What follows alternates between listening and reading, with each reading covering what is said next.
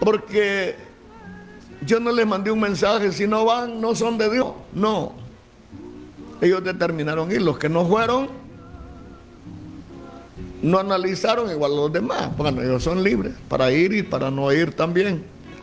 Entonces, si los hermanos no van a la iglesia, yo la abro, oro, tengo mi tiempo y me la doy. Y no puedo hacer nada.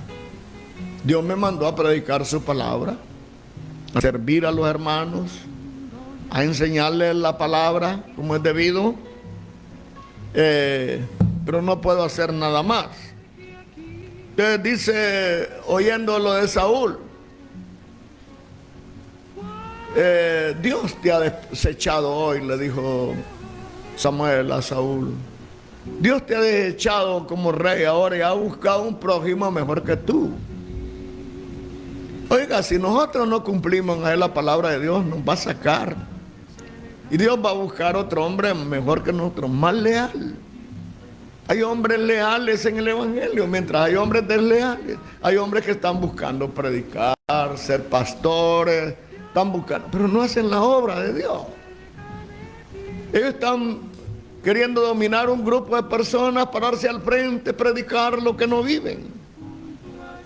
Van a hablar de evangelismo si no lo conocen, nunca han dedicado su tiempo al evangelismo. Van a dar un seminario de liderazgo que ni lo conocen. Hay que aprender a vivir la vida delante de Dios. El hombre puede tener miles de conocimientos, puede estar saturado de conocimiento. Saúl era un rey poderoso, pero fue desobediente al mandato de Dios. Perdonó lo mejor de Amalek. Qué gran error, ¿verdad? No, con esto Dios no se desagrada y perdona lo mejor del pecado. Cuando usted tiene que desechar toda maldad, y no importa, mire, Amalek combatió, o Saúl combatió a los amalecitas, los destruyó. De ellos a lo quedó el rey, pero le perdonó la vida. Samuel no le perdonó la vida. Así como tú dejaste madre sin hijos, ahora tu madre quedará sin hijos. Y le cortó la vida, porque era el mandato de Dios. No es que eran criminales, sino que Dios había dado orden que se destruyeran por pecadores, por malos. Un día Dios ya no nos va a mandar a nosotros a destruir a otro, sino que un día lloverá fuego del cielo y consumirá a todos los desleales, a todos los pecadores.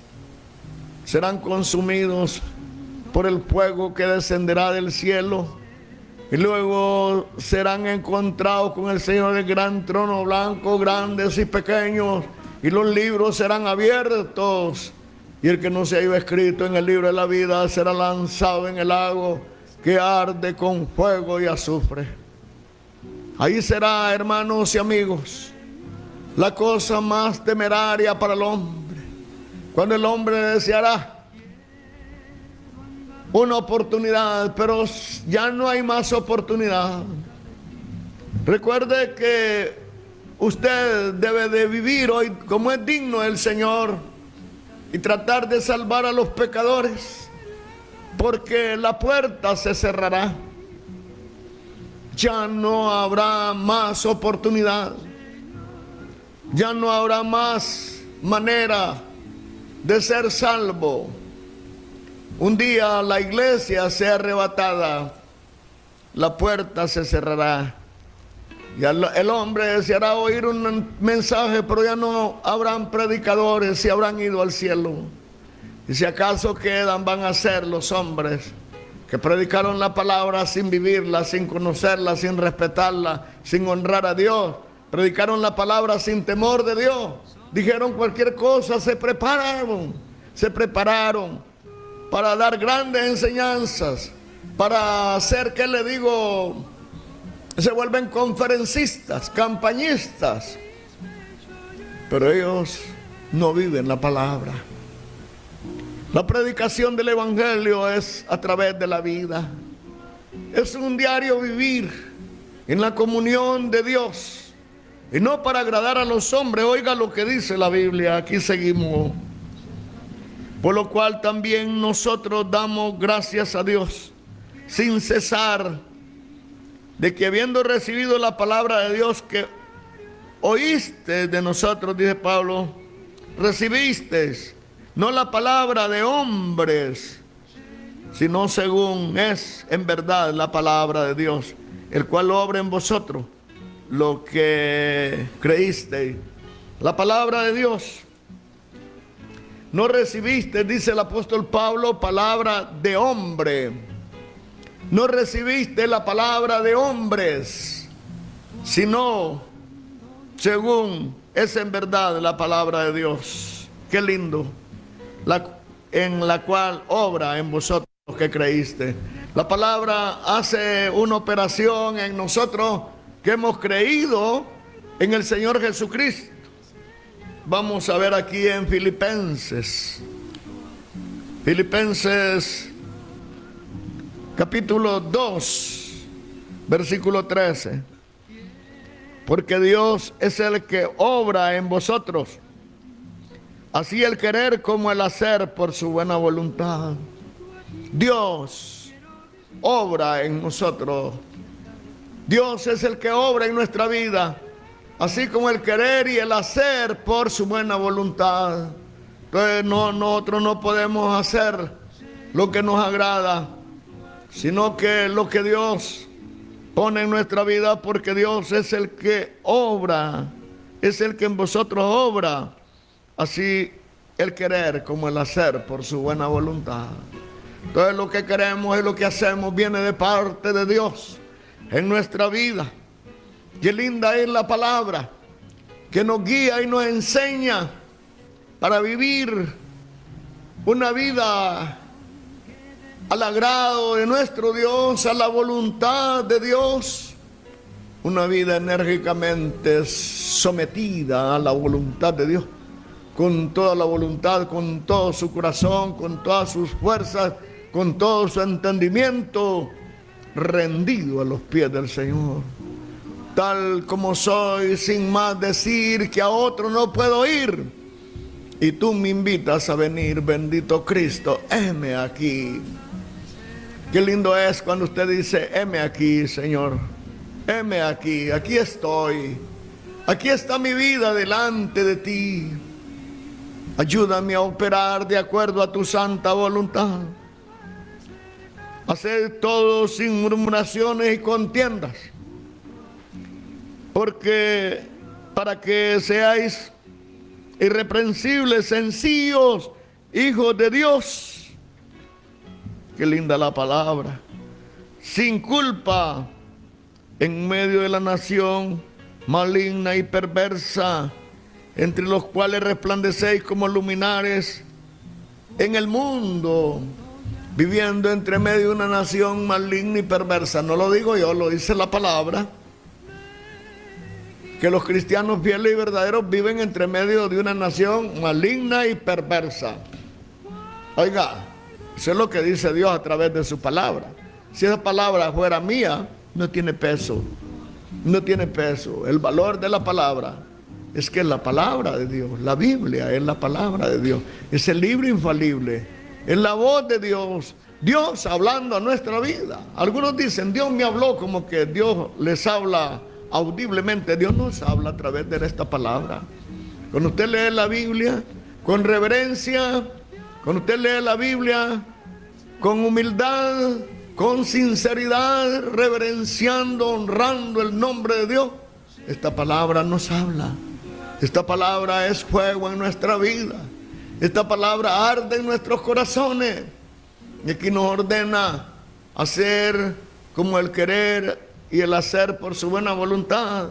Y nos manda a ser sencillos hijos de Dios, irreprensibles, en medio de una nación maligna y perversa, en la cual resplandecéis como luminares, como una antorcha encendida entre medio de un pueblo entenebrecido.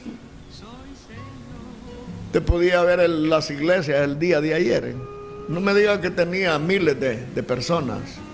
Miles de personas habían en la plaza. Ahí habían miles de personas, eran incontables. Pero los templos,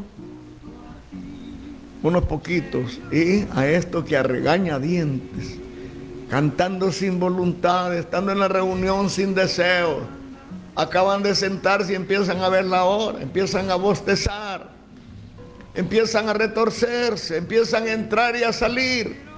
¡Qué tremendo! Cuando no hemos aprendido a hacer la voluntad de Dios. Vamos al lugar de adoración para rendir nuestro todo a Dios, para oír su palabra, para cantar, para glorificar, para exaltar ese nombre que es sobre todo nombre.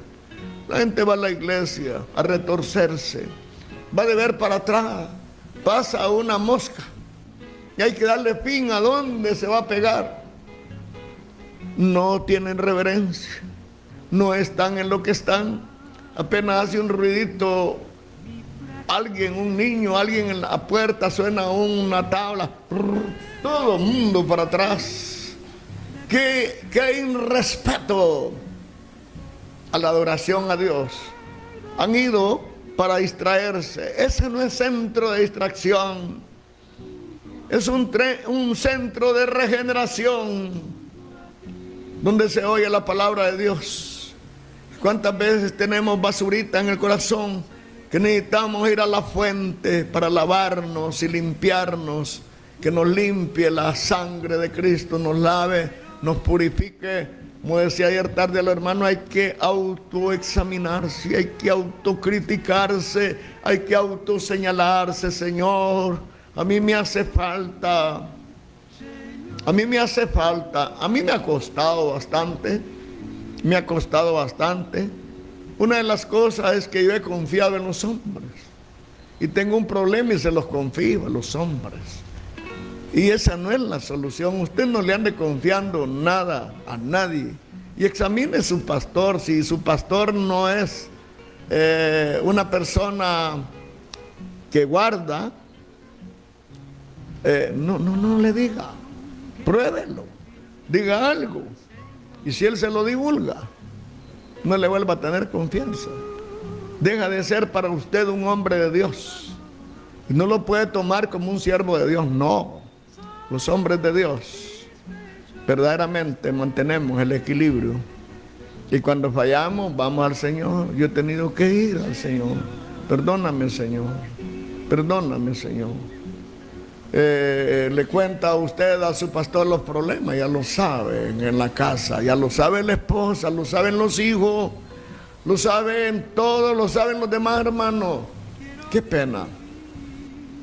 Pero diría usted que es confiable el pastor, depende. Si es un hombre de Dios, sí. Y si no, no le vuelva a confiar nada a nadie, y peor si le divulgan. Una vez yo le dije un montón de cosas a un hermanito, problemas dentro de la obra. Cuando llegué a la casa, él me dice la esposa, mire, así una media hora él se había venido y llegué a la casa y me dice la esposa, ¿qué problema, verdad, hermano Vicente? Me dice, ¿cómo están las cosas dentro de la iglesia? El hermano le había ido a decir, pero ¿sabe qué? Nunca más se me volvió a salir algo delante del hermano. Uno anda buscando, es personas en quien confiar que van a orar a uno. Ayuda al hermano Vicente, tiene problemas, Señor. Ayúdale a resolver los problemas dentro de la iglesia. En la iglesia hay cizaña y hay trigo, y quien causa molestia es la cizaña. Pero no la podemos arrancar, necesitamos la paciencia, nos sentimos incapaces, confiamos en un consiervo y le decimos, nos divulga. No, hermano, no, por favor, no. Que Dios nos ayude. Los informes que se dan en las juntas nacionales, y cuando tienen informes de problemas se los divulgan. Qué feo. No crea que todos los que están ahí, los que están en una junta nacional, es que son hombres de Dios. No, la mayoría de ellos no. Pero son predicadores y están en la junta. Judas andaba con el Señor y era diablo. Judas era el tesorero. Y que Cristo no lo sabía. Claro que sí, si Él es Dios. ¿Cómo no iban a saber? Si Él sabía. Entonces, dentro de la iglesia está la cizaña y el trigo. Hasta que la cizaña toma sus determinaciones. O viene el Señor, va a hacer los manojos. para lanzarlo al fuego. Todas las cizañas eran hasta de manojo. Y el cristiano era llevado a graneros, el trigo, ¿verdad? Es una, ¿qué le digo? Algo como un simbolismo, ¿verdad? De lo que será el cristiano, llegará al granero. ¿Cuál es el granero? El reino de los cielos. Y la cizaña quemada con manojos, los manojos quemadas en el fuego que nunca se apaga. ¿Dónde? En el lago de fuego. En el lago de fuego, hablando de la recta final, van al lago de fuego.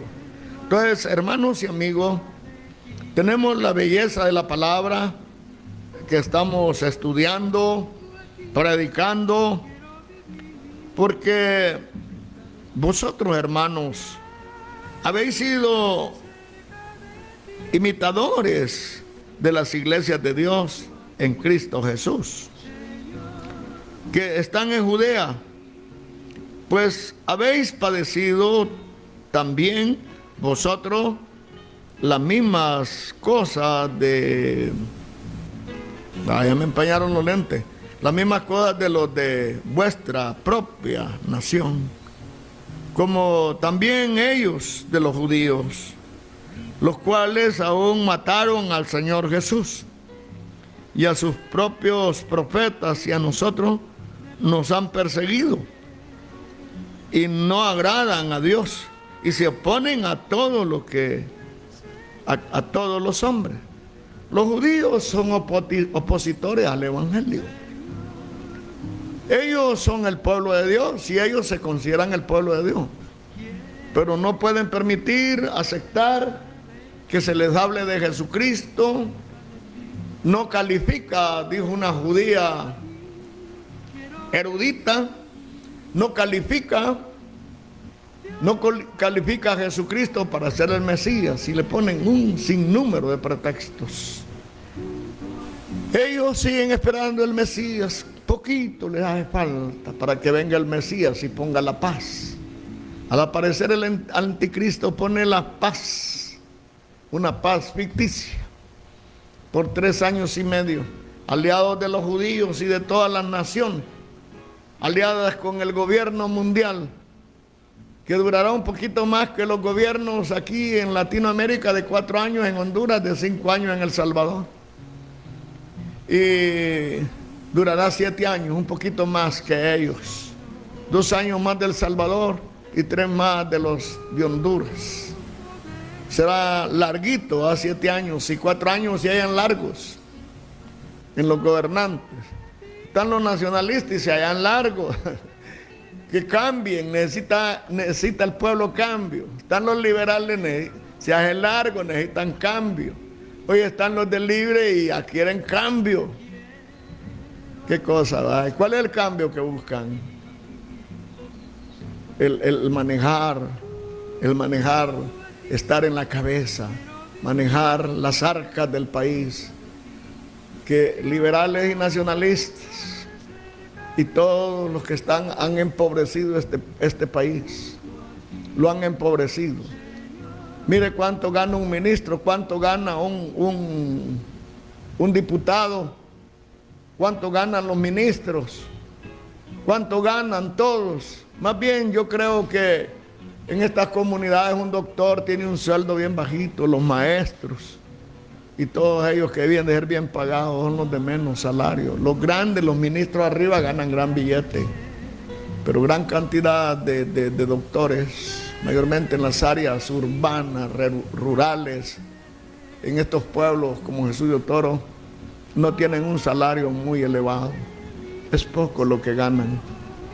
Pero los grandes arriba, una camaradería de hombres de todos los colores, están en contra del que está ahí y hacen el matiz de colores: rojo, azul, verde y negro, todo ello. La gente dice, estos son malos. No, hombre, sí, son todos ellos los que han gobernado. Usted recuerda aquí los Hueso Peñalba, los Mejía, Orellano, gobernaron desde que yo era niño, eran los grandes. Los Nolasco, los del CID, unos del Partido Liberal y otros del Partido Nacional. ¿Y a qué vino usted a hablar aquí? Venimos a hablar de lo que es el mundo, Ese mundo está en contra del Evangelio. Ese mundo está en contra del Evangelio. Ahí en el mercado andaba repartiendo literatura yo y andaba en propaganda callejas. Y yo le di un folleto y me lo agarró y me dijo, me dio en el lomo. Somos de los mismos, me dijo. No, ¿cómo vamos a ser de los mismos? Yo conozco a Jesucristo y ellos no lo conocían. Murieron sin Cristo, murieron sin Dios. Iban a morir sin Dios y sin Cristo. Esa es la carga de predicarles que se conviertan. Si todos azules, rojos y amarillos y blancos se convirtieran al Evangelio, sería otra cosa. Pero así está establecido. Y así como Dios endureció el corazón a Faraón, es endurecido el corazón de ellos, para que no le resplandezca la lumbre del Evangelio, para que no le resplandezca el Evangelio de Cristo, y sean condenados cuantos no quisieron obedecer al Evangelio, para que sean condenados porque no quisieron oír la palabra. Después de una vez, una y otra vez que se ha predicado el Evangelio, la dureza del corazón viene a ellos y han perdido la sensibilidad y todo aquello con que pueden servir a Dios. Estimados amigos y hermanos, aquí nos dice la palabra, los cuales aún mataron al Señor Jesús, y aún, oiga, y aún a nosotros, y aún a los profetas, a nosotros nos persiguen. Y no agradan a Dios. Claro que no agradan a Dios. Y se oponen a todos los hombres y prohibiéndonos hablar a los gentiles, a fin de que se salven, para henchir la medida de sus pecados. Ellos se oponen, pero están llenando la medida de sus pecados. Están llenando la medida de sus maldades, de sus perversidades. Dios ayude a Honduras. Dios ayude a los israelitas. Dios ayude a ese pueblo amado por Dios, porque es el amor de Dios. Las promesas que hizo a Abraham, a Isaac y a Jacob. Promesas grandes, promesas bellas y maravillosas. Yo espero que Dios bendiga ricamente su vida, su corazón, su alma. Y usted abra sus entrañas para no oponerse al Evangelio y recibir el perdón de pecados. Esto es lo que la palabra de Dios nos señala. Y prohibiéndonos hablar a los gentiles. Qué triste. Para henchir de pecados. Mas nosotros, hermanos, privados de vosotros por un poco de tiempo y de vista, y no de corazón, tanto más procuramos con mucho deseo ver vuestro rostro.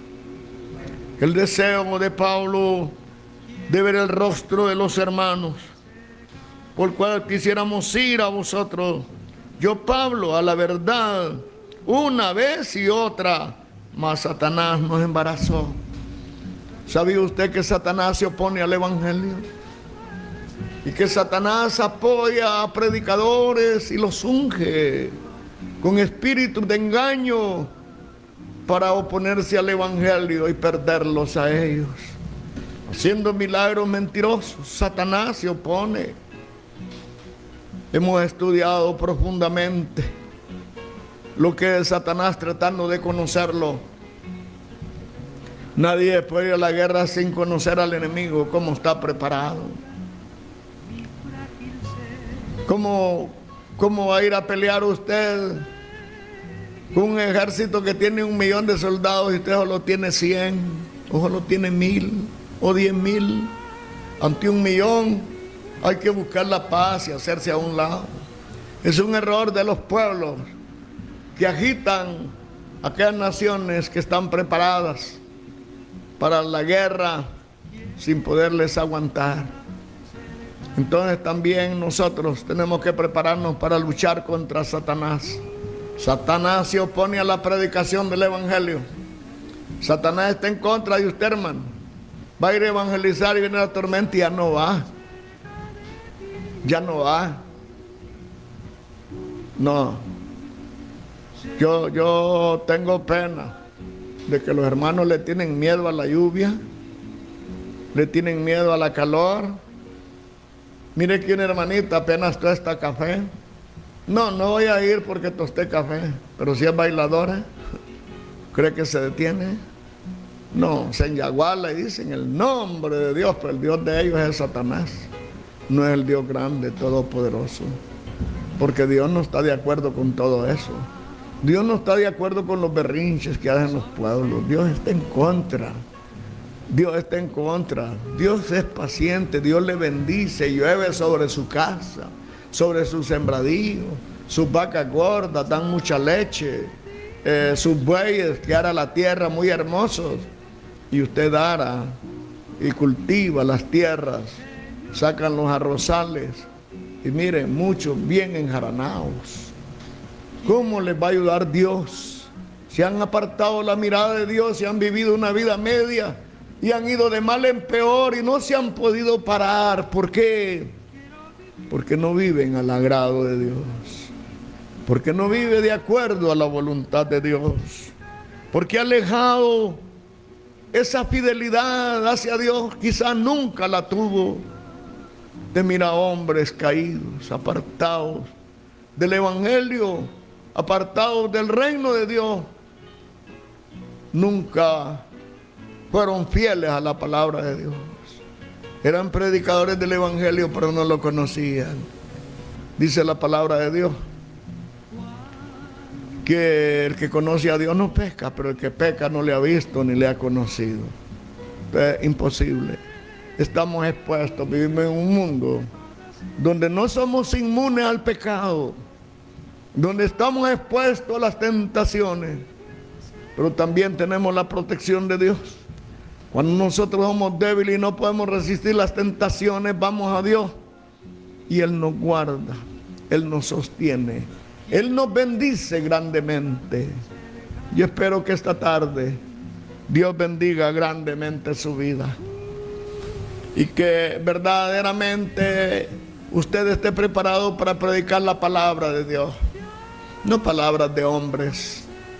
Lo que Dios dice en esta tarde aquí, Él dice, y os protestamos que anduvieses como es digno. O sea, les dijeron, hermanos, esa es la protesta.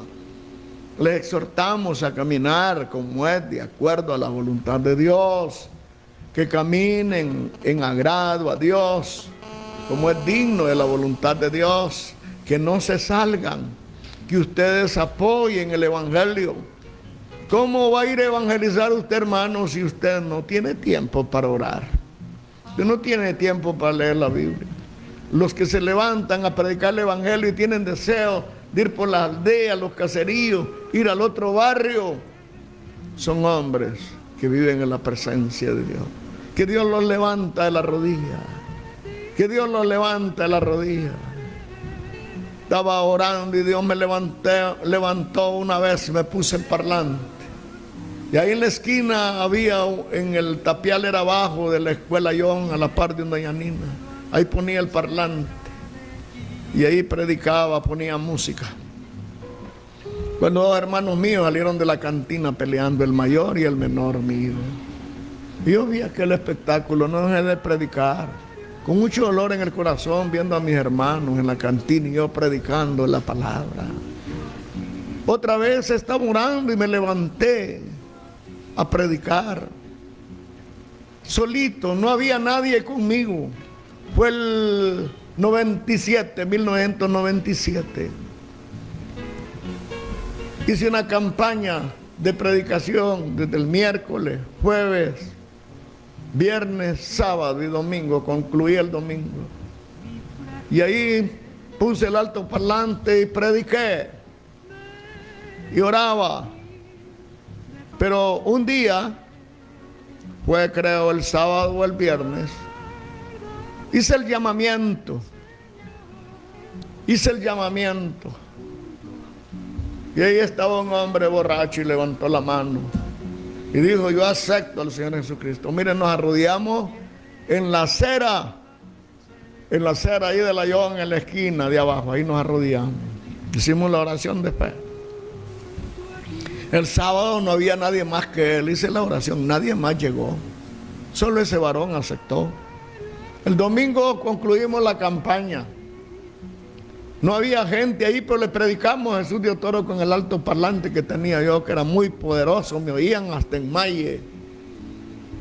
Y entonces concluimos, mañana voy a su casa, vamos a tener la reunión. Ahí aceptó la esposa de él. Y seguimos la obra. Y ahí nace la iglesia, que es la iglesia Amigos hoy, allá en la colonia San Miguel. Con el Señor, luego con la familia Guevara, que de ahí nos fuimos a visitarlo y aceptó al Señor. Y empezamos a buscar los bolitos. Y una gran cantidad de hombres enfermos en el alcohol llegaron a los pies del Señor. Y mucha gente fue levantada, mucha gente fue levantada. Y Dios levanta la iglesia, que hoy es la iglesia Amigos, ¿verdad? La iglesia Amigos. Ahí nos usó el Señor, gracias a Dios. Mire, en las iglesias que Dios me usó, yo no soy bienvenido. Yo no soy bienvenido. Porque si yo llego, les voy a predicar la verdad, pues, que se dejen de pintar, de cortarse el pelo, de empantalonarse, y van a decir, y ese mensaje no es de Dios, dijo un hermano. ¿Y de quién es entonces? El diablo no dice eso, pues. El diablo dijo, pélense, ándense con lo mínimo puesto. Yo no vi, pero alguien me dijo que ahí en el mercado había mucho desnudismo. Yo no sé, en esta feria. Bueno, es normal. En las ferias hay mucha mujer deshonesta, hombre deshonesto, mucha orgía, mucho sodomismo, mucho alcoholismo, mucha droga, mucha maldad. Eso es lo que se mira en las ferias. Borracheras, infidelidad, traiciones, maldad. Entonces, qué triste es verdaderamente. Hermanos y amigos, vivamos la vida de Dios. Los amigos busquen a Cristo, busquen al Señor, entréguenle su vida al Señor, vivan para Cristo, acéptenle, Él les perdona sus pecados. No hay otro medio de salvación, les decimos todos los días aquí, no hay otro medio de salvación, solo Cristo perdona pecados. Y a la iglesia la invitamos para vivir en santidad, porque sin santidad nadie verá al Señor. Dios les bendiga.